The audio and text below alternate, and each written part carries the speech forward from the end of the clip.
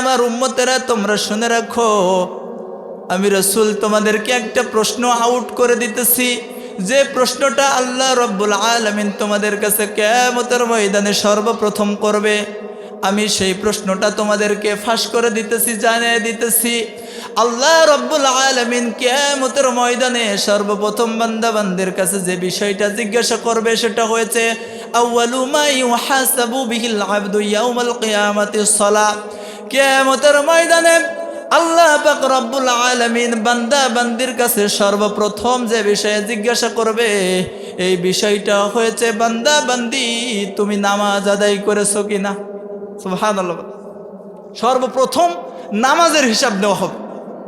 নবীজি বলতেছে কেউ যদি প্রথম প্রশ্নের জবাবটাই সঠিকভাবে দিতে পারে তো আমি নবী আশা করি আল্লাহ তাআলা প্রথম প্রশ্নের জবাব ভালোভাবে দেওয়ার কারণে তাকে মাফ করে জান্নাতে দিয়ে দেবে। সুবহানাল্লাহ বলবেন না? সম্মানিত হাজির, একটু বোঝানোর জন্য, আপনার মধ্যে অনেক ভালো ভালো গুণ থাকতে পারে, কিন্তু নামাজের গুণ যদি না থাকে তাহলে আপনার ফলাফল জিরো। কেমন একটু বোঝানোর জন্য বলি, দেখেন বাংলাদেশের সুনামধন্য কোনো কোম্পানিতে মনে করেন কিছু শ্রমিক নিয়োগ দিবে, সার্কুলার হয়ে গেছে 500 লোক নিবে, কিন্তু অ্যাপ্লাই করেছে 50,000। কারণ শিক্ষিত বেকারের সংখ্যা যেরকম দেখা যায়, লোক নিবে মনে করেন 500, কিন্তু অ্যাপ্লাই করেছে, আবেদন করেছে 50,000।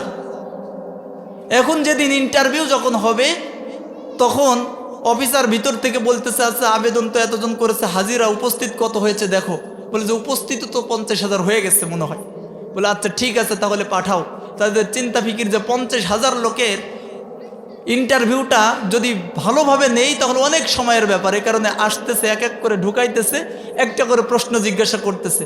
যারা প্রথম প্রশ্নের জবাব ভালো মতো দিতে পারতেছে তাদেরকে একদিকে রাখতেছে, আর দিতে পারতেছে না যারা তাদের প্রথমেই বাদ দিয়ে দিতেছে। কথা বুঝেন নাই? তো এই জিনিসটা যদি দুনিয়ার থিওরি যদি এইরকম হয় তো আপনি একটা বার খেয়াল করে রাখেন, আপনি কিয়ামতের ময়দানে যখন উঠবেন, আল্লাহ রাসূল বলেছে প্রথম প্রশ্ন আল্লাহ তাআলা যখন জিজ্ঞাসা করবে আপনার কাছে, যখন প্রথম প্রশ্ন যখন জিজ্ঞাসা করা হবে আর প্রথম প্রশ্নটাই যখন নামাজ সংক্রান্ত হবে, আপনি যদি প্রথমেই নামাজের হিসাবটা সঠিকভাবে দিতে পারেন তো আল্লাহ তাআলা প্রথম প্রশ্নের উত্তর দেওয়ার কারণে আল্লাহ তাআলা আপনাকে মাফ করে দিবে। সুবহানাল্লাহ। ইন্নাল হামদুলিল্লাহ আলহামদুলিল্লাহ নাহমাদুহু ওয়া নাস্তাঈনুহু ওয়া নাস্তাগফিরুহু ওয়া নাউযু বিল্লাহি মিন শুরুরি আনফুসিনা ومن سيئات أعمالنا من يهده الله فلا مضل له ومن يضلله فلا هادي له ونشهد أن لا إله إلا الله وحده لا شريك له وأشهد أن سيدنا وسندنا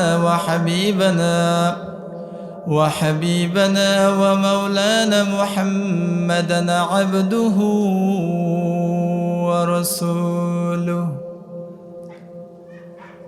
أما بعد فأعوذ بالله من الشيطان الرجيم بسم الله الرحمن الرحيم وما خلقت الجن والإنس إلا ليعبدون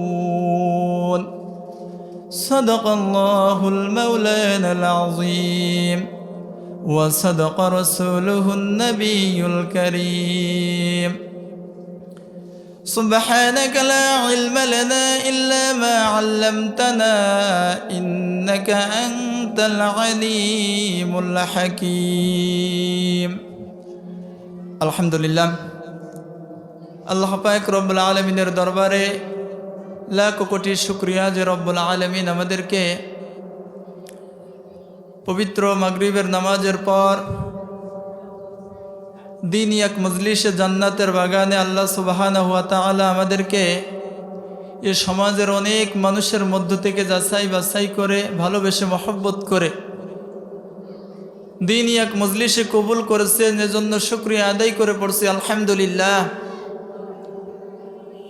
দুরুদ ও সালাম বিশ্ব মানবতার মুক্তির দিশারি সাইয়্যিদুল মুরসালিন খাতামুন নবিয়্যিন ইমামুল আম্বিয়া দো জাহানের সরদার জনাবে মুহাম্মদুর রাসূলুল্লাহ সাল্লাল্লাহু আলাইহি ওয়াসাল্লামের উপর। সম্মানিত উপস্থিতি, কোরআনের এই মজলিসে আমরা বসেছি, যদিও সংখ্যার দিক থেকে সমাজে বসবাস করা মানুষের মধ্য থেকে এখানে যারা বসেছি তাদের সংখ্যা অনেক কম। তো তাদের সংখ্যা অনেক কম হলেও আমাদের জন্য একটা আশার বাণী পয়গম্বর আরবি সাল্লাল্লাহু আলাইহি ওয়াসাল্লাম বলেছেন। আল্লাহর নবী সাল্লাল্লাহু আলাইহি ওয়াসাল্লাম বলেছেন, দুনিয়ার যে জায়গার মধ্যে, যে স্থানের মধ্যে কোরআন এবং হাদিস থেকে কথা হয় তথা আল্লাহ এবং তার রসুলের কথা হয়, ওই জায়গাটা দুনিয়ার সাধারণ কোনো স্থান থাকে না। ওই জায়গাটা আল্লাহ পাক রব্বুল আলামিনের জান্নাতের বাগানে পরিণত হয়ে যায়, বলে সুবহানাল্লাহ। আর এই জান্নাতের বাগিচায়, জান্নাতের বাগানে ওই মানুষগুলোই বসতে পারে জান্নাতি মানুষ যারা, তারা, ঠিক কিনা বলেন? অতএব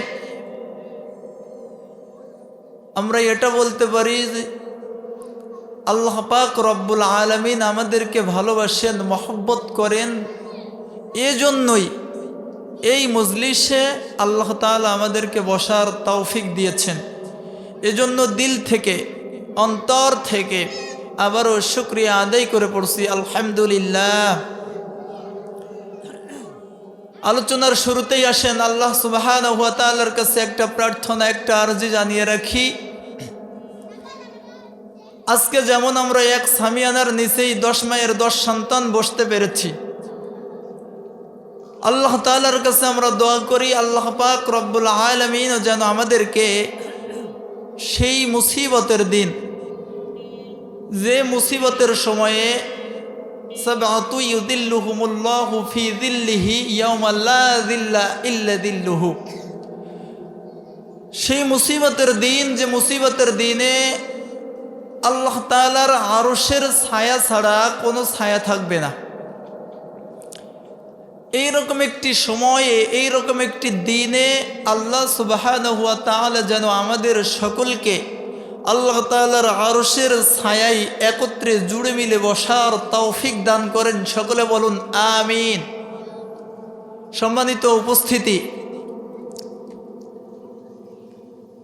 হাসরের ময়দান যেদিন কায়েম হবে, হাসরের ময়দানে আল্লাহ সুবহানাহু ওয়া তাআলার আরশের ছায়া ছাড়া কোনো ছায়া থাকবে না। সূর্যটাকে মানুষের নিকটবর্তী করে দেওয়া হবে। 1.5 কিলো থেকে 3 কিলো, অর্থাৎ 1 মাইল থেকে 1.5 মাইলের মধ্যে সূর্য চলে আসবে। এই জিনিসটা যদি বুঝতে হয় তাহলে আগে আমাদেরকে বুঝতে হবে যে আমরা যে জায়গায় বসে আছি, এই জমিন আর সূর্য, এই সূর্যের দূরত্বটা কত। এটা যদি আমরা একটু বুঝতে পারি তাহলে হাসরের দিনে আল্লাহর আরশের ছায়ার কত মূল্য, কত দাম আমাদের কিছুটা বোধগম্য হবে। আমরা যে জমিনে বসে আছি, যে পৃথিবীতে আছি, এই পৃথিবী থেকে আমরা যে সূর্যটাকে দেখতে পাই, এই সূর্যটা, পৃথিবী থেকে সূর্যটা 13 লক্ষ গুণ বড়। কত বললাম? 13 লক্ষ গুণ বড়। একটু বোঝার চেষ্টা করতে হবে। পৃথিবী থেকে সূর্য 13 লক্ষ গুণ বড়, অর্থাৎ একটা সূর্যের পেটের মধ্যে আমাদের এই পৃথিবীর মতো 13 লক্ষ পৃথিবী সূর্যের পেটের মধ্যে ঢুকে যেতে পারবে। আল্লাহু আকবার। পৃথিবীর থেকে সূর্য 13 লক্ষ গুণ বড়। তো এই সূর্যটা এখন আছে কোথায়? এই পৃথিবী থেকে সূর্যটা যেখানে আছে এটার দূরত্ব হয়েছে 15 কোটি কিলোমিটার। আল্লাহু আকবার বলবেন না? পৃথিবী থেকে সূর্যের দূরত্ব 15 কোটি কিলোমিটার।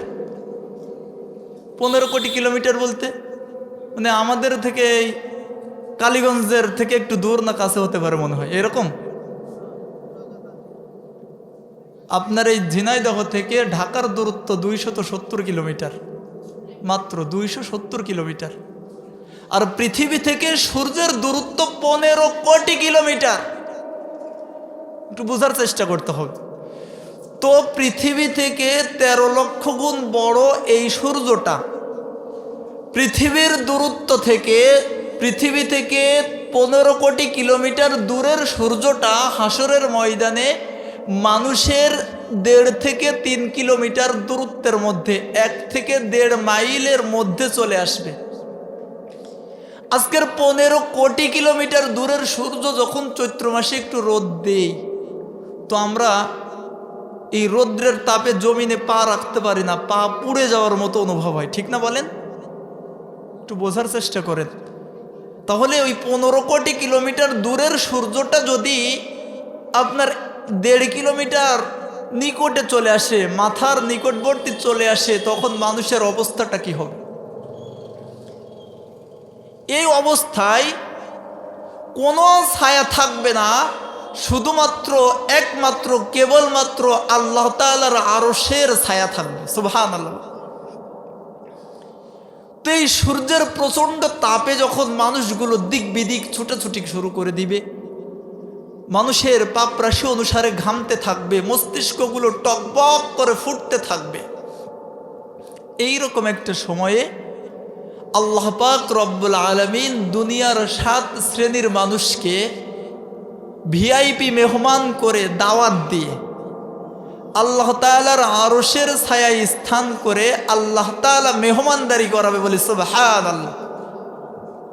তো আমরা তো আগেই দোয়া করেছি আল্লাহ তাআলা যেন তার আরশের ছায়ায় আমাদের স্থান করে দেয়, আবারও বলেন আমিন।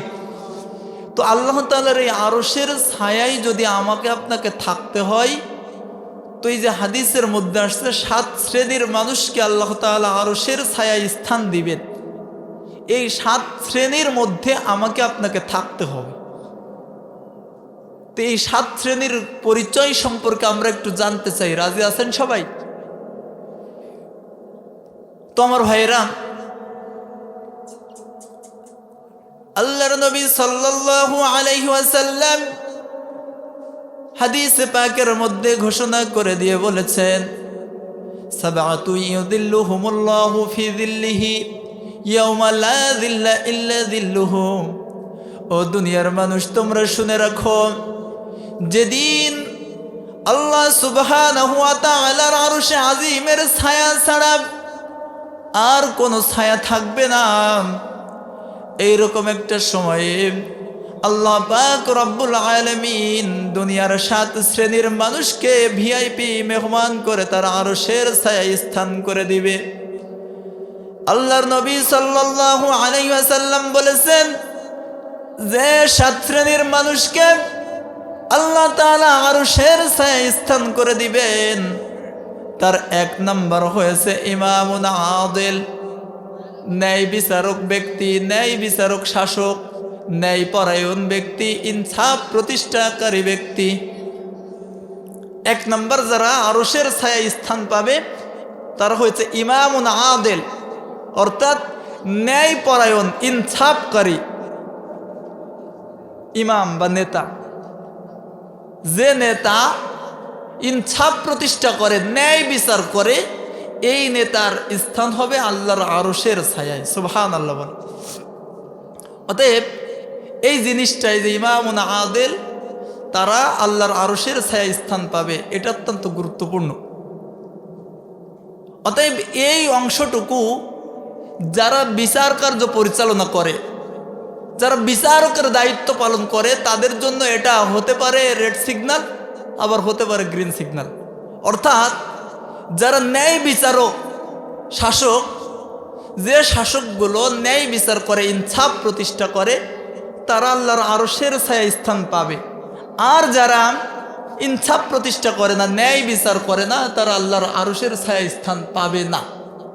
কি ঠিক না বলেন? তো এই কথা বললেই কেন জানি আমাদের নজরটা বিচারকদের দিকে চলে যায়, অর্থাৎ সমাজের মাতব্বরদের দিকে নজর যায়, মেম্বার সাহেবের দিকে, চেয়ারম্যান সাহেবের দিকে, এমপি সাহেবের দিকে নজর চলে যায়, কারণ তারাও বিচারক, ঠিক কি না? কিন্তু একটু বোঝার দরকার আছে এখানে। একজন মেম্বারের পরে দায়িত্ব থাকে একটা ওয়ার্ড কন্ট্রোল করা, একটা ওয়ার্ডের মধ্যে ন্যায় বিচার ইনসাফ প্রতিষ্ঠা করা। একটা চেয়ারম্যান সাহেবের দায়িত্ব ইউনিয়নের মধ্যে ইনসাফ প্রতিষ্ঠা করা। একজন এমপি সাহেবের দায়িত্ব তার উপজেলার মধ্যে ইনসাফ প্রতিষ্ঠা করা, ন্যায় বিচার প্রতিষ্ঠা করা। অতএব একটা ওয়ার্ডের মধ্যে যদি ইনসাফ প্রতিষ্ঠা করতে না পারে, ন্যায় বিচার যদি না করে কোনো মাতব্বর, কোনো মেম্বার, তাহলে মেম্বার আসামির কাঠগড়ায় দাঁড় হবে। যদি কোনো চেয়ারম্যান ইউনিয়নের মধ্যে ন্যায় বিচার প্রতিষ্ঠা করতে না পারে, করার চেষ্টা না করে, তাহলে সে আসামির কাঠগড়ায় দাঁড় হবে। বিষয়টা এরকমই তো নাকি? তো আমাদের এই কথাটা বললেই এখন বলতে পারেন, হুজুর তাহলে বড় বাচ্চা বেঁচে গেছি। কারণ আমরা এখানে যারা আছি, আমরা না কোনো মেম্বার, না কোনো চেয়ারম্যান, না কোনো এমপি, কোনো দায়িত্বশীল, কোনো মাতুব্বরও না। অতএব আমরা বেঁচে গেছি। আসলে বেঁচে গেছি কিনা একটু বিস্তারিত ব্যাখ্যাটা একটু জানা দরকার।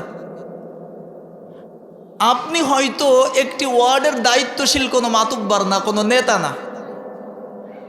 আপনি হয়তো কোনো ইউনিয়নের কোনো দায়িত্বশীল কোনো নেতা না, কোনো বিচার কার্য আপনার করা লাগে না, ইনসাফ প্রতিষ্ঠা করার ঝুট ঝামেলা আপনার নাই। কিন্তু এই কথা বলে হাতের মধ্যে চুরি পড়ে বসে থাকার কোনো সুযোগ নাই। কারণ আপনি হয়তোবা একটি ওয়ার্ডের দায়িত্বশীল না, একটি চেয়ারম্যান, একটি ইউনিয়নের দায়িত্বশীল। আপনি হয়তো ইউনিয়নের দায়িত্বশীল না, আপনি হয়তো ইউনিয়নের বিচারক না, তবে আপনি আপনার পরিবারের দায়িত্বশীল, ঠিক কি না? একটু বোঝার চেষ্টা করতে হবে। আপনি যদি এই কথা বলে বেঁচে যান যে বিচারক যারা, ন্যায় বিচার যারা প্রতিষ্ঠা করে তারা আল্লাহর আরশের ছায়ায় স্থান পাবে, তো আমি তো বিচারক না। না, আপনিও বিচারক। আপনি হয়তো ইউনিয়নের বিচারক না, তবে আপনি আপনার পরিবারের বিচারক, আপনি আপনার পরিবারের মাতুব্বর, আপনি আপনার পরিবারের নেতা, ঠিক কি না? অতএব আপনার দায়িত্ব আপনার পরিবারের মধ্যে ইনসাফ প্রতিষ্ঠা করা, আপনার দায়িত্ব আপনার পরিবারের মধ্যে ন্যায় বিচার প্রতিষ্ঠা করা। কি কথা বুঝেন নাই? এবার আপনি আপনার নিজের কাছে প্রশ্ন করেন যে আপনি আপনার পরিবারের মধ্যে ন্যায় বিচার প্রতিষ্ঠা করতে পেরেছেন কিনা, করার চেষ্টা করতেছেন কিনা। এমনও বিচারক, এমনও ব্যক্তি পরিবারের মধ্যে, সমাজের মধ্যে আছে। আপনি খেয়াল করুন যে আপনার 3টা ছেলে আছে, একটা মেয়ে আছে। আপনার 3টা ছেলে আছে, একটা মেয়ে আছে, কিন্তু আপনি কি করলেন? আপনার যে জমিনগুলো, এই জমিগুলো আপনার ছেলেও পাবে, মেয়েও পাবে, নিয়ম তো এটা। কিন্তু আপনি মেয়েকে ফাঁকি দিয়ে জমিগুলো ছেলেদের নামে লিখে দিলেন। মেয়েকে ফাঁকি দিয়ে ছেলেদের নামে জমিগুলো লিখে দিলেন। এবার আপনি বলুন যে আপনি কি ইনসাফ প্রতিষ্ঠা করলেন? আপনি আপনার পরিবারের মধ্যে কি ইনসাফ প্রতিষ্ঠা করেছেন? আপনি যে মেয়েকে ফাঁকি দিলেন, আপনার 2টা ছেলে আছে, বড় ছেলেকে সম্পত্তিগুলো লিখে দিলেন, ছোট ছেলেকে ফাঁকি দিলেন, আপনি কি ইনসাফ প্রতিষ্ঠা করলেন? আবার অনেক ব্যক্তি তো দেখা যায় যারা এইরকম করে শরিক ফাঁকি দিয়া সন্তানকে হক নষ্ট করে দিয়ে জমি কিছু বিক্রি করে হজে যায়। এরকম লোক আছে না নাই? হজে যায়, মনে করে যে আমি শরিক ফাঁকি দিয়েছি তো কি হয়েছে, হজ করে আসলেই মনে হয় আমার সব গুনাহ মাফ। হজ তো বড় দূরের কথা, বড় দূরের কথা। তুমি যে শরিক ফাঁকি দিলা, তোমার দায়িত্ব এতটুকু তোমার পরিবারের মধ্যে ছিল ইনসাফ প্রতিষ্ঠা করার। তুমি যে তোমার মেয়েকে ফাঁকি দিলা, তোমার ছেলেকে একটাকে ফাঁকি দিয়া দিলা, এই অথরিটি তোমাকে কে দিয়েছে? মেয়েকে ডাক দিয়ে মাথায় হাত বুলাইয়া দিয়ে যে মারে তোর জন্য দোয়া করে দিলাম, তোর জমিগুলো ভাইদেরকে লিখে দিয়েছি। কোথায় পেয়েছেন এই অথরিটি? দোয়া করার কোথায় পেলেন আপনি? সম্মানিত হাজিরিন, যে জিনিসগুলো বুঝতে হবে যে এই যে হাদিসের প্রথম অংশটা, এই যে আল্লাহর আরশের নিচে যারা স্থান পাবে এরা হচ্ছে ইমামুন আদেল, যারা ন্যায় বিচারক, ইনসাফ প্রতিষ্ঠাকারী ব্যক্তি। আপনি মনে করতেছেন আমি কোনো বিচারক না, আমি মনে হয় বেঁচে গেছি, না। আপনি আগে খোঁজ নিয়ে দেখেন আপনার পরিবারের মধ্যে আপনি ইনসাফ প্রতিষ্ঠা করতে পেরেছেন কিনা, আপনার সন্তানগুলোর মধ্যে আপনি ইনসাফ ন্যায় বিচারক হতে পেরেছেন কিনা, আপনি মরলে আপনার আরেকটা ছেলে আপনার জন্য বদদোয়া করবে কিনা। আপনি এই জিনিসটা একটাবার খোঁজ নিয়ে দেখেন, খেয়াল করে দেখেন, নিজেকে নিজে একটু প্রশ্ন করে দেখেন। আমরা তো আশা করে আছি আল্লাহর আরশের ছায়া স্থান পেতে, কিন্তু দেখা যায় যে আমরা অটোমেটিক শরীক ফাঁকি দিয়ে বসে আছি। অনেক মানুষ আছে, হোক না সে যদি মসজিদের ইমাম হয়, মুয়াজ্জিন হয়, সভাপতি হয়, ইসলামী আন্দোলনের কর্মী হয়, সে যেই হোক না কেন, পরিবারের মধ্যে ন্যায় বিচার না করার কারণে, অন্যের হক ফাঁকি দেওয়ার কারণে, শরীক ফাঁকি দেওয়ার কারণে তার এই সমস্ত ভালো গুণগুলোর কোনো মূল্য নাই। ঠিক কি না? কোনো মূল্য নাই। এজন্য আল্লাহর আরশের ছায়ায় যদি স্থান পেতে হয় তো আমাদেরকে এক নাম্বার যে গুণ অর্জন করতে হবে এটা হচ্ছে ইমামুন আদেল। আমাদেরকে ন্যায় প্রতিষ্ঠা করতে হবে, ইনসাফ প্রতিষ্ঠা করতে হবে। 2 নম্বরে আল্লাহর নবী সাল্লাল্লাহু আলাইহি ওয়াসাল্লাম বলেছেন, আল্লাহ সুবহানাহু ওয়া তাআলার আরশের নিচে ওই মানুষগুলো স্থান পাবে যে মানুষগুলো হয়েছে শাআবুন নাশা ফি ইবাদাতিল্লাহ। 2 নম্বর আল্লাহর আরশের ছায়ায় স্থান পাবে তারা আল্লাহ সুবহানাহু ওয়া তাআলার জন্য যৌবনকালকে ওয়াকফ করে দিয়েছেন যারা, অর্থাৎ যে যুবকগুলো তার যৌবনকালে আল্লাহ তাআলার ইবাদতকে কাটায়। সমাজে যতগুলো অন্যায় কাজ হয় আপনারা একটু খেয়াল করে দেখবেন। আমি তো কথাটা প্রায় বলে থাকি, যত অন্যায় আছে, অন্যের নারকেল গাছে উঠে খানি ধরে কেটে নিয়ে যাওয়া, মুরগির ঘর সহ মুরগি চুরি করে নিয়ে যে ওই মাঠের মধ্যে মুরগির ঘরটা ফেলে রেখে মুরগিগুলো জবাই করে দিয়ে পিকনিক করে খাওয়া, 5 টাকার গোলাপ ফুল একটা 20 টাকা দিয়ে কিনে গার্লস স্কুলের সামনে এতিমের মতো দাঁড়িয়ে থাকা, এই যতগুলো অন্যায় কাজ আছে এই অন্যায় কাজগুলো সব তো সমাজের 80 বছর আর 90 বছরের বৃদ্ধ যারা তারা করে। ঠিক না বলেন? এই বৃদ্ধরা করে, কারা করে? যুবকেরা করে। অর্থাৎ এই যুবকেরা যদি ভালো হয়ে যায় তো সমাজ অটোমেটিকভাবে ভালো হয়ে যাবে। আর এই যুবককালের, এই যৌবনকালের ইবাদতের এক্সট্রা একটা পাওয়ার আছে। কেমন পাওয়ার? সম্মানিত ভাইয়েরা আমার, কোন ব্যক্তি যখন বার্ধক্যে উপনীত হয়ে যায়, অর্থাৎ যখন বৃদ্ধ হয়ে যায়, বৃদ্ধ হয়ে যাওয়ার কারণে লোকটা যখন তার ইচ্ছা থাকে অনেক ইবাদত বন্দেগী করার, ইচ্ছা থাকে অনেক এক্সট্রা নফল ইবাদত করার, কিন্তু এই ব্যক্তি ইচ্ছা থাকা সত্ত্বেও যখন আর রমজানে রোজা রাখতে পারে না, ইচ্ছা থাকা সত্ত্বেও যখন আর মসজিদে হেঁটে হেঁটে যে জামাতে নামাজ আদায় করতে পারে না, এই ব্যক্তি তখন শুধু আফসোস করতে থাকে। আল্লাহ পাক রব্বুল আলামিন এই রকম সময়ে ফেরেশতাদেরকে ডাক দিয়ে কয়, রে ফেরেশতারা তোমরা দেখো তো, এই যে ব্যক্তি আজকে বৃদ্ধ হয়ে গেছে, বৃদ্ধ হয়ে যাওয়ার কারণে তার ইচ্ছা থাকা সত্ত্বেও মসজিদে যে জামাতে নামাজ আদায় করতে পারতেছে না, ইচ্ছা থাকা সত্ত্বেও রমজানের রোজা রাখতে পারতেছে না, এই ব্যক্তিটার যৌবনকালের ইবাদতের খাতাটা একটু দেখো।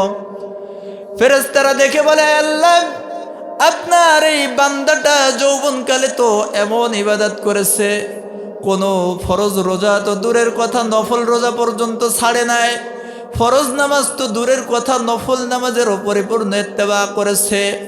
আল্লাহ পাক রব্বুল আলামিন ফেরেশতাদেরকে ডাক দিয়া বলে, রে ফেরেশতারা তোমরা বলো তো দেখি আমার এই বান্দাকে বার্ধক্যে উপনীত করে দিয়েছেন কে?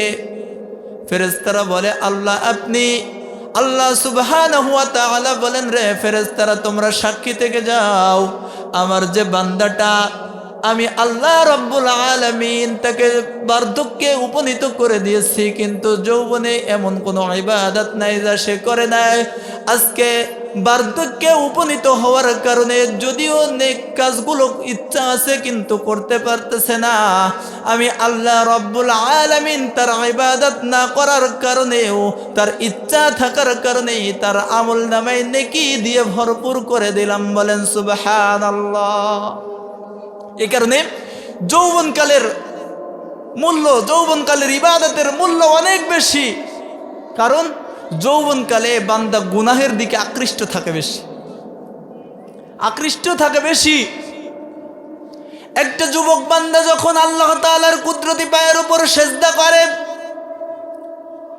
এই জমিনটা তখন থরথর করে আল্লাহ তাআলাকে কেঁপে কেঁপে বলতে থাকে, আল্লাহ আমি জমিনের উপরে আপনার এমন এক বান্দা এখনো সেজদা করেছে যে বান্দার কপালের ওজন, কপালের ভার আমি সহ্য করতে পারতেছি না। কারণ যে বান্দা এখন আমি জমিনের উপর সেজদা করেছে, এই বান্দাটার রক্ত এখনো গরম আছে। এই বান্দাটা যদি ইচ্ছা করতো এখন মসজিদে না এসে ফেসবুক, ইউটিউব, ভিডমেটের মধ্যে সার্চ করে নর্তকী আর বেশ্যাদের ড্যান্স দেখতে পারতো। এই যুবকটা এখন ইচ্ছা করলে ওয়াজের ময়দানে না এসে যাত্রাপালা দেখতে পারত। এই বান্দা, এই যুবক এখন মসজিদে না এসে বন্ধুদের সাথে আড্ডায় লিপ্ত থাকতে পারত। কিন্তু আল্লাহ, এই যুবক বান্দার রক্ত গরম হওয়া সত্ত্বেও যাবতীয় অন্যায় থেকে ফারেক হয়ে আপনি আল্লাহ তাআলার কুদরতি পায়ে যখন সেজদা করেছে, আমি জমিন আর এই যুবক বান্দার কপালের ওজন সহ্য করতে পারি না রে মাবুদ। এ যুবক বান্দা, আমি জমিন থেকে কপাল উঠাইতে উঠাইতে আপনি তাকে মাফ করে দেন। এজন্য যৌবনকালের ইবাদতটা অত্যন্ত দামি একটা ইবাদত, অনেক গুরুত্বপূর্ণ একটা ইবাদত। এজন্য যৌবনকালটাকে আল্লাহ তাআলার জন্য ওয়াকফ করে দিতে হবে। যদি আল্লাহর আরশের ছায়ায় আমাদের থাকতে হয়, স্থান পেতে হয়। সম্মানিত ভাইয়েরা আমার, আল্লাহ রসুল বলেছেন 3 নাম্বার যে গুণ বিশিষ্ট মানুষ আল্লাহর আরশের নিচে ছায়া পাবে, এই মানুষগুলো হয়েছে রাজুলুন কলবুহু মুআল্লাকুম ফিল মাসাজিদ। যে মানুষগুলোর অন্তরটা, যে মানুষগুলোর কলিজাটা সমস্ত সব সময় মসজিদের সাথে টাঙানো থাকে। সুবহানাল্লাহ বলেন। যাদের কলিজাটা মসজিদের সাথে টাঙানো থাকে, রাজুলুন কলবুহু মুআল্লাকুম ফিল মাসাজিদ, মসজিদের সাথে যে মানুষগুলোর অন্তর টাঙানো থাকে, এই মানুষগুলোর স্থান আল্লাহর আরশের ছায়ায় হবে। কিন্তু আজকাল তো আমাদের কলিজাটা মসজিদের দিকে টাঙানো খুব কম মানুষের। বৃদ্ধ হয়ে গেছে, চুল দাড়ি পেকে গেছে, এইরকম মানুষও আজকে চায়ের দোকানে বসে ওই যে 25 বছর 30 বছরের নর্তকীরা টেলিভিশনে ড্যান্স করতেছে, ওগুলোর দিকে তাকায়া চোখের পলক ফেলা ব্যতিরেকে এই বৃদ্ধ ব্যক্তি তবুও তাকায়া তাকায়া ড্যান্স দেখতেছে। বড় আফসোসের বিষয়গুলো। যে লোকটার মসজিদে পড়ে থাকার কথা ছিল, এই লোকটাও চায়ের দোকানে টেলিভিশনের দিকে তাকায়া তাকায়া যুবতী মেয়েরা ড্যান্স দিতেছে তাই দেখতেছে। কপাল পড়া যদি না হয় তাহলে এমন কাজ করতে পারে। কিন্তু আল্লাহ রাসূল সাল্লাল্লাহু আলাইহি ওয়াসাল্লাম বলেছেন, হে আমার উম্মতেরা, তোমরা শুনে রাখো, আমি রাসূল তোমাদেরকে একটা প্রশ্ন আউট করে দিতেছি, যে প্রশ্নটা আল্লাহ রব্বুল আলামিন তোমাদের কাছে কিয়ামতের ময়দানে সর্বপ্রথম করবে। আমি সেই প্রশ্নটা তোমাদেরকে ফাঁস করে দিতেছি, জানিয়ে দিতেছি। আল্লাহ রব্বুল আলামিন কিয়ামতের ময়দানে সর্বপ্রথম বান্দাবান্দের কাছে যে বিষয়টা জিজ্ঞাসা করবে সেটা হয়েছে আউয়ালু মা ইউহাসাবু বিহিল আবদু ইয়াউমাল কিয়ামাতিস সালাহ। কিয়ামতের ময়দানে আল্লাহ পাক রব্বুল আলামিন বান্দা বান্দির কাছে সর্বপ্রথম যে বিষয়ে জিজ্ঞাসা করবে, এই বিষয়টা হয়েছে বান্দা বান্দি তুমি নামাজ আদায় করেছো কিনা। সুবহানাল্লাহ। সর্বপ্রথম নামাজের হিসাব নেওয়া হবে। নবীজি বলতেছে, কেউ যদি প্রথম প্রশ্নের জবাবটাই সঠিকভাবে দিতে পারে তো আমি নবী আশা করি আল্লাহ তাআলা প্রথম প্রশ্নের জবাব ভালোভাবে দেওয়ার কারণে তাকে মাফ করে জান্নাতে দিয়ে দেবে। সুবহানাল্লাহ বলবেন না? সম্মানিত হাজির, একটু বোঝানোর জন্য, আপনার মধ্যে অনেক ভালো ভালো গুণ থাকতে পারে, কিন্তু নামাজের গুণ যদি না থাকে তাহলে আপনার ফলাফল জিরো। কেমন? একটু বোঝানোর জন্য বলি। দেখেন, বাংলাদেশের সুনামধন্য কোনো কোম্পানিতে মনে করেন কিছু শ্রমিক নিয়োগ দিবে, সার্কুলার হয়ে গেছে 500 লোক নিবে, কিন্তু অ্যাপ্লাই করেছে 50,000। কারণ শিক্ষিত বেকারের সংখ্যা যেরকম দেখা যায়, লোক নিবে মনে করেন 500, কিন্তু অ্যাপ্লাই করেছে, আবেদন করেছে 50,000। এখন যেদিন ইন্টারভিউ যখন হবে, তখন অফিসার ভিতর থেকে বলতেছে, আচ্ছা আবেদন তো এতজন করেছে, হাজিরা উপস্থিত কত হয়েছে দেখো। বলে যে উপস্থিত তো 50,000 হয়ে গেছে মনে হয়। বলে আচ্ছা ঠিক আছে, তাহলে পাঠাও। তাদের চিন্তা ফিকির যে 50,000 লোকের ইন্টারভিউটা যদি ভালোভাবে নেই তাহলে অনেক সময়ের ব্যাপার। এই কারণে আসতেছে, এক এক করে ঢুকাইতেছে, একটা করে প্রশ্ন জিজ্ঞাসা করতেছে। যারা প্রথম প্রশ্নের জবাব ভালো মতো দিতে পারতেছে তাদেরকে একদিকে রাখতেছে, আর দিতে পারতেছে না যারা, তাদের প্রথমেই বাদ দিয়ে দিতেছে। কথা বুঝেন নাই? তো এই জিনিসটা যদি দুনিয়ার থিওরি যদি এইরকম হয়, তো আপনি একটাবার খেয়াল করে রাখেন, আপনি কিয়ামতের ময়দানে যখন উঠবেন, আল্লাহ রসুল বলেছে প্রথম প্রশ্ন আল্লাহ তাআলা যখন জিজ্ঞাসা করবে আপনার কাছে, যখন প্রথম প্রশ্ন যখন জিজ্ঞাসা করা হবে, আর প্রথম প্রশ্নটাই যখন নামাজ সংক্রান্ত হবে, আপনি যদি প্রথমেই নামাজের হিসাবটা সঠিকভাবে দিতে পারেন, তো আল্লাহ তাআলা প্রথম প্রশ্নের উত্তর দেওয়ার কারণে আল্লাহ তাআলা আপনাকে মাফ করে দিবে। সুবহানাল্লাহ। আরও একটু বোঝার জন্য দেখেন, মনে করেন আমাদের এই মহল্লায় একটা মেয়ে বিবাহ হবে। তো এই মেয়ের বিবাহ হওয়ার জন্য ছেলে পক্ষে থেকে দেখতে আসে। তো দেখতে আসার পরে যে বাড়ির মেয়েকে দেখবে, তার আশেপাশের বাড়ির লোকের সাথে একটু খোঁজ খবর নেই মেয়েটা সম্পর্কে। অনেকে জিজ্ঞাসা করে যে ভাই অমুকের মেয়েটা কেমন। তো মনে করেন যে বাড়ির পাশে এক ভাবি বা এক চাচি বা যে কোনো একজন ব্যক্তির কাছে জিজ্ঞাসা করেছে যে আমরা তো অমুকের বাড়িতে আসছি, তো আসলে অমুকের মেয়েটা কেমন। তো এই লোকটা বলতেছে, হ্যাঁ অমুকের মেয়ে তো দেখতে শুনতে খুবই সুন্দরী, সুন্দর চেহারা, লেখাপড়াও ভালো, গুণ ক্ষমতাও ভালো, কিন্তু কথা বুঝেন নাই, ভালো ভালো 3-4টা গুণ আগে বর্ণনা করার পরে বলতেছে কিন্তু। এই কিন্তু কথা যখন বলছে, ছেলে পক্ষের লোকজন বলতেছে আচ্ছা থাক, আপনি যখন কিন্তু কথাটা মেয়ের চরিত্রের মধ্যে লাগাই দিচ্ছেন, কিন্তু তখন আমাদের বোঝা হয়ে গেছে এই মেয়ের চরিত্রের মধ্যে কিছুটা সমস্যা আছে, অতএব আমরা আর শুনতে চাই না। কি কথা বলেন? সম্মানিত উপস্থিতি, আল্লাহ পাক রব্বুল আলামিনের কাছে যখন একজন বান্দাকে উপস্থিত করা হবে, সুবহানাহু ওয়া তাআলা ফেরেশতাদেরকে বলবে, ফেরেশতারা আমার এই বান্দার সম্পর্কে তোমরা এবার বলো। ফেরেশতারা বলবে, আয় আল্লাহ, আপনার এই বান্দার মধ্যে যাকাতের গুণ আছে, আপনার এই বান্দার মধ্যে ইসলামী আন্দোলনের গুণ আছে, আপনার এই বান্দার মধ্যে হজ করার গুণ আছে, কিন্তু আল্লাহ পাক রব্বুল আলামিন বলে, কিরে ফেরেশতারা আবার কিন্তু লাগাইলি কেন? ফেরেশতারা বলে, আল্লাহ আপনার এই বান্দার মধ্যে যাকাতের গুণ আছে, ইসলামী আন্দোলন করার গুণ আছে, আপনার এই বান্দার মধ্যে হজ করার গুণ আছে, কিন্তু আপনার এই বান্দার আমলের মধ্যে নামাজের গুণ নাই। আল্লাহ পাক রব্বুল আলামিন বলেন, আমার যে বান্দার আমলের মধ্যে নামাজের গুণ নাই, ওই রকম বান্দাও আমার দরকার নাই। কথা বুঝেন নাই? এই কারণে নামাজের প্রতি মহব্বত দিয়ে আমাদের কলিজাটা, অন্তরটাকে আল্লাহ তাআলার ঘর মসজিদের দিকে ধাবিত করে দিতে হবে। নামাজের মহব্বত আমাদের দিলের মধ্যে পয়দা করতে হবে।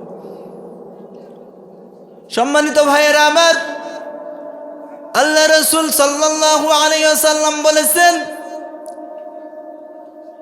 চতুর্থ নম্বরে যে মানুষগুলো আল্লাহ তাআলার আরশের ছায়ায় স্থান পাবে, দুনিয়ার ওই সমস্ত মানুষগুলো আল্লাহর আরশের ছায়ায় স্থান পাবে যে মানুষগুলো রাজুলানাতে হাব্বা ফিল্লাহি ইজতামাআ আলাইহা ওয়া তাফাররাকা আলাই।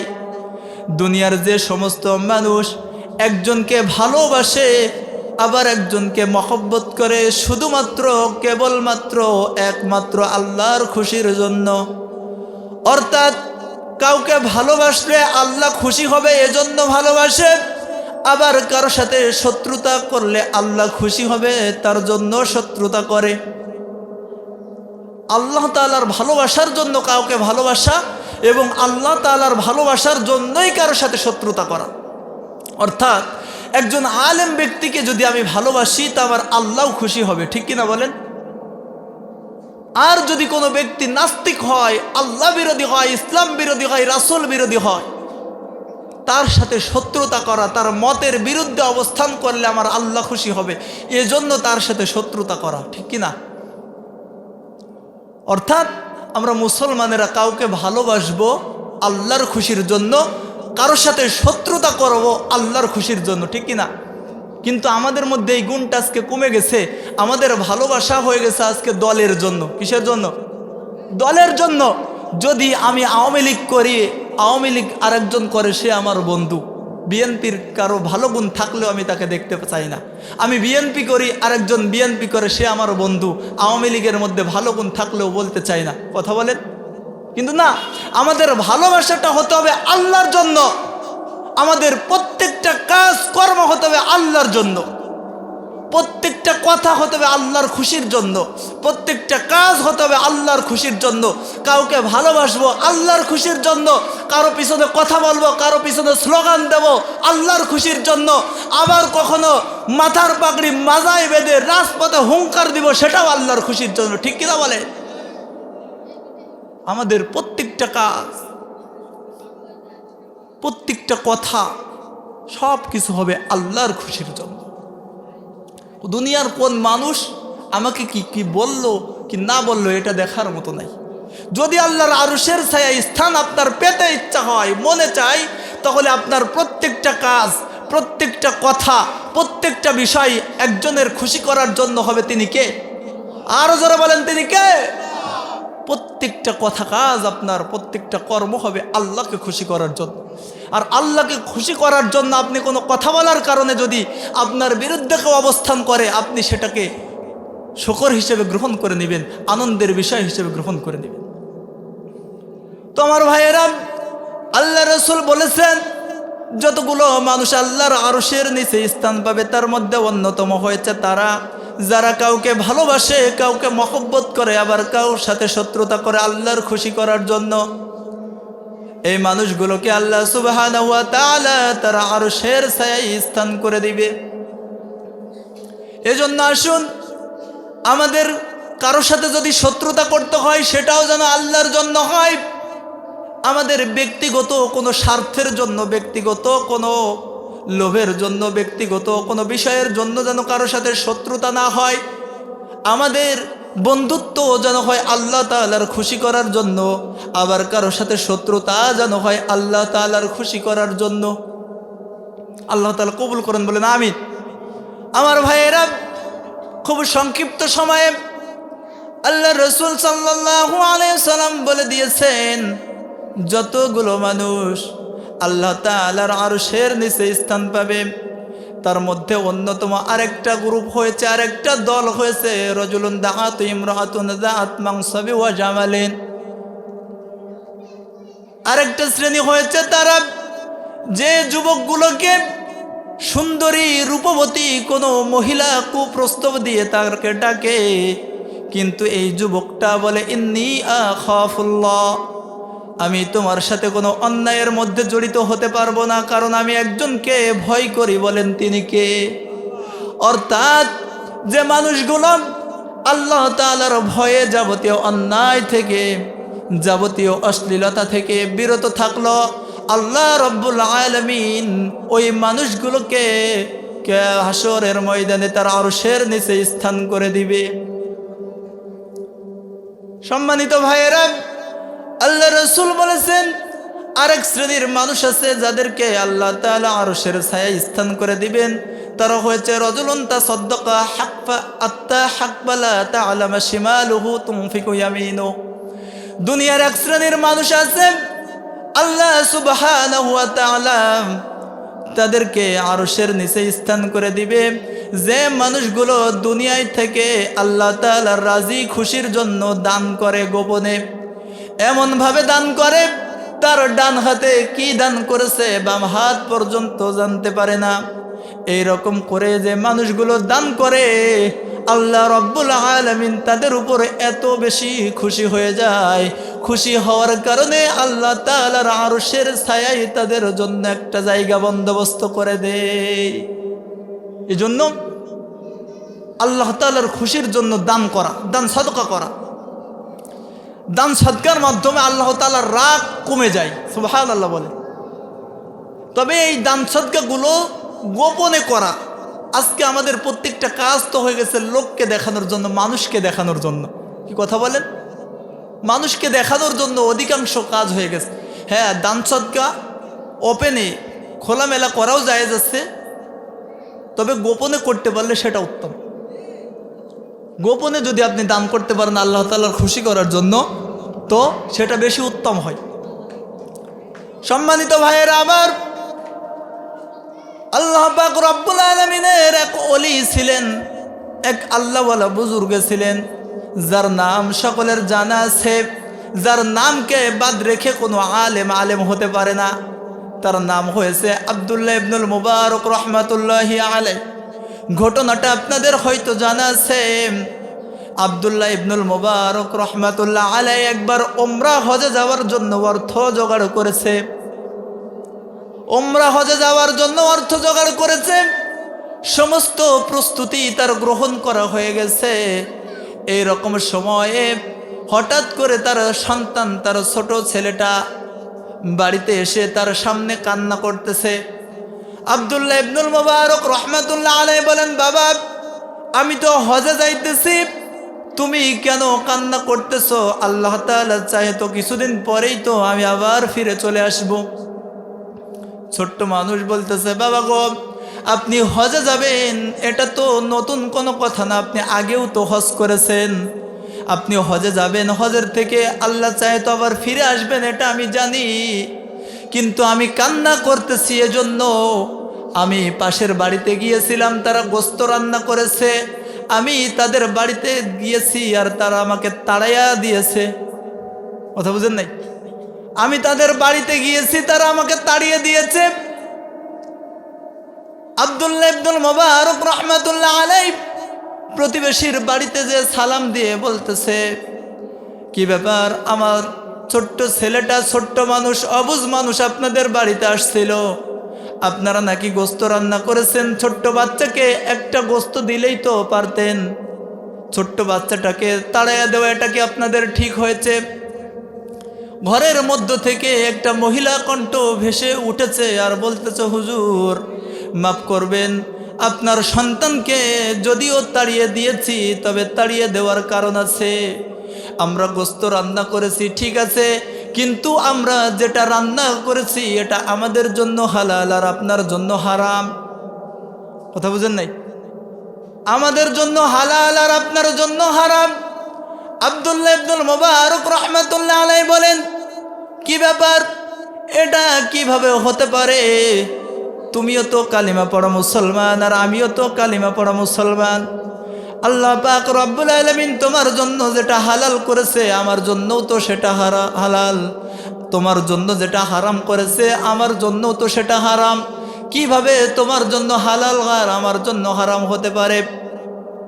মহিলা কণ্ঠে আওয়াজ আসতেছে, হুজুর কি বলবো, দুঃখের কথা, আজকে 2টা দিন হয়ে গেছে আমার বাড়ির চুলায় কোনো আগুন জ্বলে না, আমার বাড়িতে কর্মক্ষম কোনো পুরুষ মানুষও নাই, আমার ছোট্ট ছোট্ট 2টা মেয়ে আছে, আজ 2 দিন যাবৎ আমার কাছে বারবার খাবার চাইতেছে।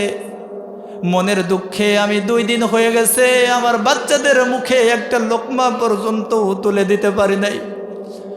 এজন্য আমি মা হয়ে আজকে মনে মনে একটা ইরাদা করেছি, ইচ্ছা করেছি, আমি যদি আজকে আমার বাচ্চাদের মুখে যদি কোনো খাবার তুলে না দিতে পারি, আমি আর দুনিয়ায় বেঁচে থাকবো না। ছোট্ট একটা ছুরি নিয়ে নিজেকে শেষ করে দেওয়ার জন্য মাঠের দিকে চলে গেছি, খোলা ময়দানে চলে গেছি। যাওয়ার পরে আমি লক্ষ্য করে দেখি একটা গরু মরে পড়ে আছে, একটা গরু মরে পড়ে আছে।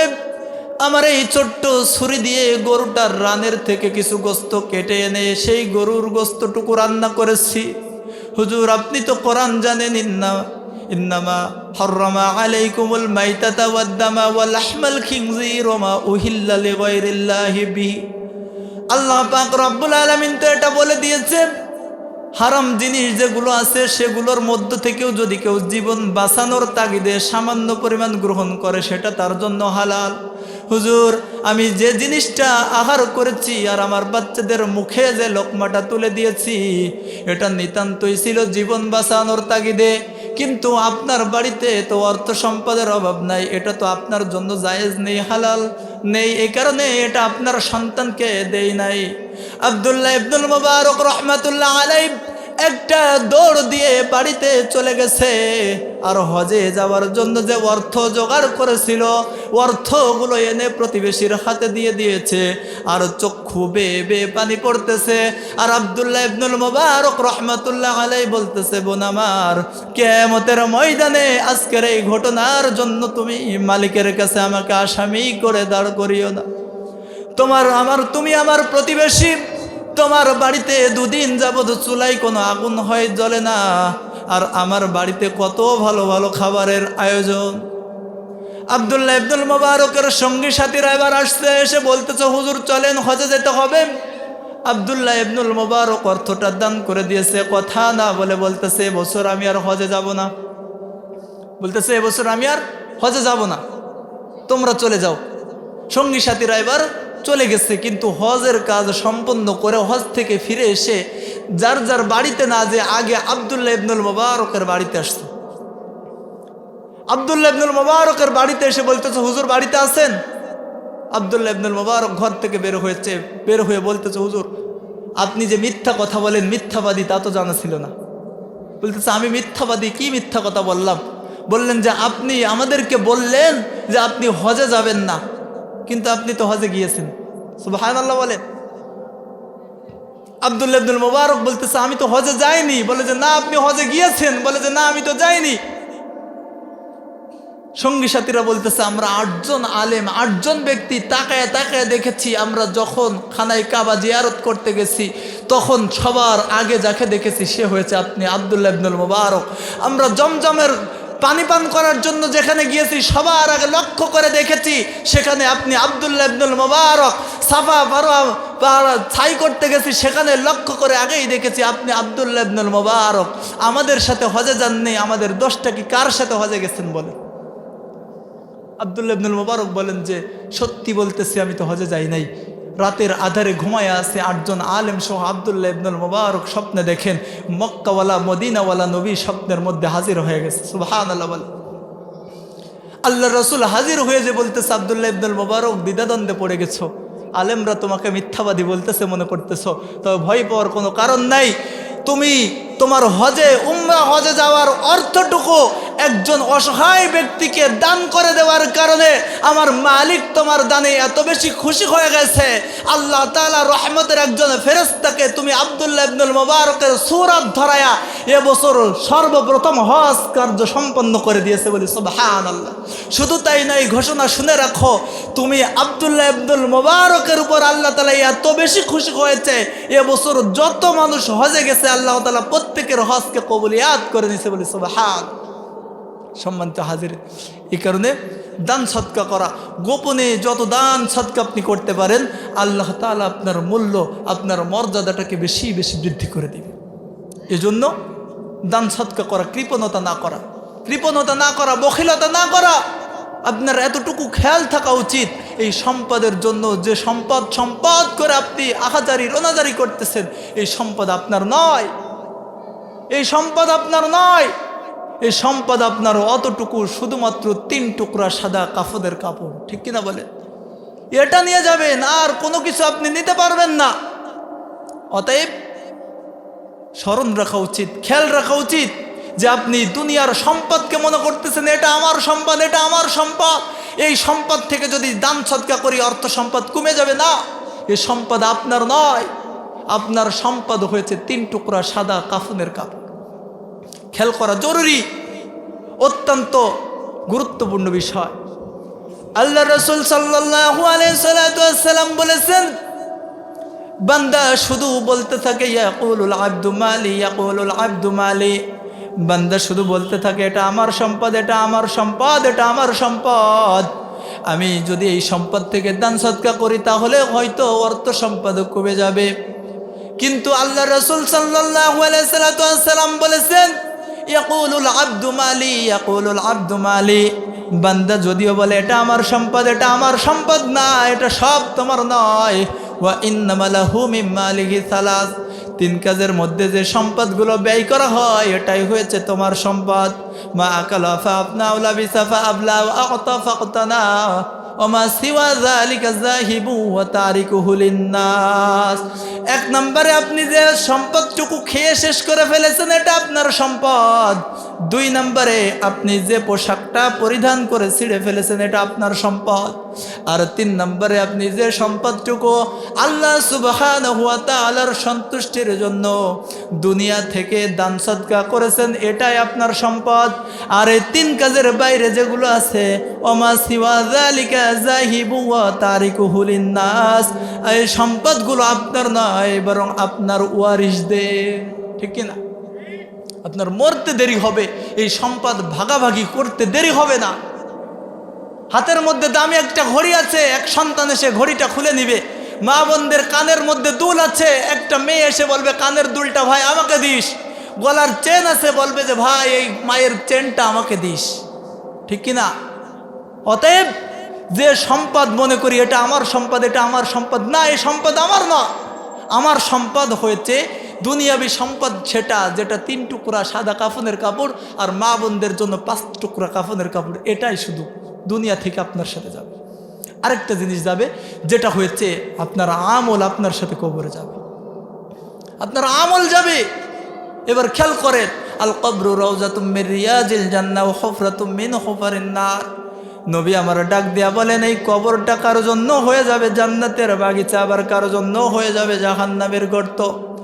অতএব তোমার আমল যদি নেক আমল করে কবরে যাও তাহলে এই কবরটা তোমার জন্য জান্নাতের বাগিচা হয়ে যাবে। আর যদি তোমার নেক আমলের পরিবর্তে গুনাহ কামাই করে যদি কবরে যাও তবে কবরটা তোমার জন্য জাহান্নামের গর্ত হয়ে যাবে।